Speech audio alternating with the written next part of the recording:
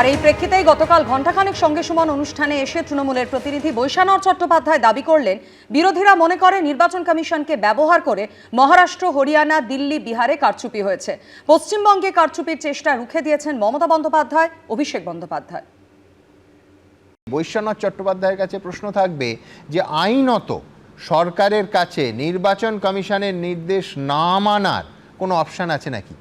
ভারতীয় সংবিধান নির্বাচন কমিশনকে যে বিপুল ক্ষমতা দিয়েছে, সুপ্রিম কোর্টের ভাষায় ওশান অফ পাওয়ার, তাতে নির্বাচন কমিশনের নির্বাচন ঘোষণার আগেও কমিশন আর কমিশনের কাজের সঙ্গে যুক্ত অফিসারদের বিরুদ্ধে ব্যবস্থা নিতে পারে এবং সেই নির্দেশ পালন করতে রাজ্য কার্যত বাধ্য।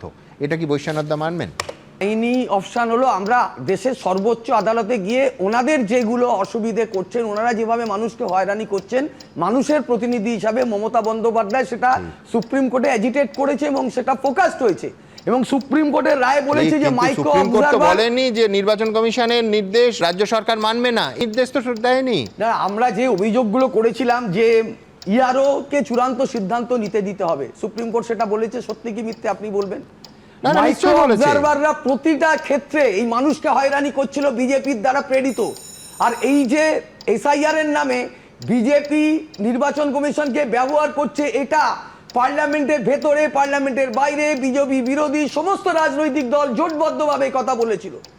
এই রাজ্যে এসে তো আলাদা হয়ে যেতে পারে না সেই কথাটা। দিল্লিতে একটা কথা বলবো, কলকাতায় একটা কথা বলবো, এটা তো হতে পারে না। বিজেপি বিরোধী সমস্ত রাজনৈতিক দল মনে করে যে নির্বাচন কমিশনকে ব্যবহার করে মহারাষ্ট্রে কারচুপি হয়েছে, হরিয়ানাতে কারচুপি হয়েছে, দিল্লিতে কারচুপি হয়েছে, বিহারে কারচুপি হয়েছে, বাংলায় কারচুপি করার জন্য চেষ্টা করছে। কিন্তু বাংলায় মমতা ব্যানার্জি, অভিষেক ব্যানার্জি আছে বলে প্রতিটা ক্ষেত্রে এটার বিরুদ্ধে আমরা আইনি লড়াই করছি। জ্ঞানেশ কুমার আজ যা করছেন কিছুদিন আগে করলে পশ্চিমবঙ্গের পরিস্থিতি অন্যরকম হতো। গতকাল ঘণ্টাখানেক সঙ্গে সমান অনুষ্ঠানে এসে কি বললেন বিজেপির প্রতিনিধি সজল ঘোষ, দেখুন। যে ভোট ঘোষণার আগে, মানে নির্বাচনী আচরণবিধি লাগু হওয়ার আগে পর্যন্ত জাতীয় নির্বাচন কমিশন কি নখদন্তহীন বাঘ? এই প্রশ্ন অবধারিতভাবে উঠবে, তার কারণ এর আগে তৎকালীন মুখ্য সচিব মনোজ পন্তকে নির্বাচন কমিশন দিল্লিতে ডেকে পাঠিয়েছিল, যখন কমিশনের নির্দেশ ছিল 4 সরকারি কর্মীর বিরুদ্ধে এফআইআর করার। রাজ্য সরকার সেই নির্দেশ পালন করেনি। কিন্তু তারপর কি হলো?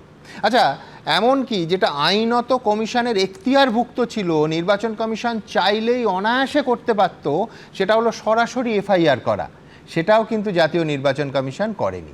তাহলে কমিশন কি সত্যি নখদন্তহীন বাঘ? এই প্রশ্ন তো অবধারিতভাবে উঠবে সজল।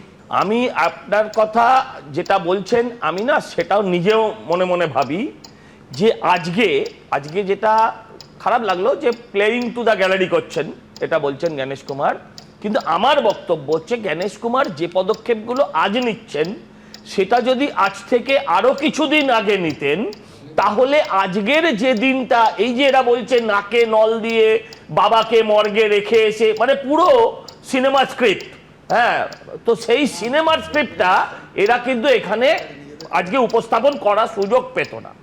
পুরো ব্যাপারটা প্লেয়িং টু দ্য গ্যালারি যদি কেউ করে থাকেন, তার নাম মমতা ব্যানার্জি।